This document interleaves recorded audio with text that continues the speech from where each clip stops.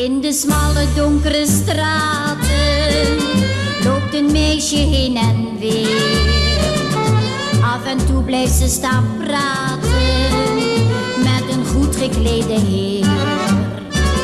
Dikwijls gaan ze samen verder, zij met een gemaakte lach, tot de nacht haar komt verlossen en ze vrij uithuilen mag.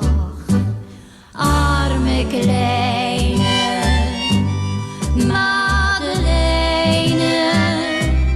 Madeliefje van de straat.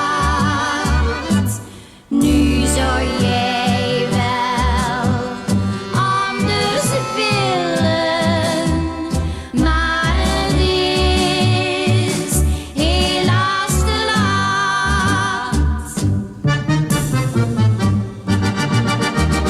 Dikwijls denkt ze aan haar dorpje, aan haar huis, het stille pad, aan haar ouders, broer en zusters, en dan vloekt ze op de stad. Zij trok naar de grote wereld.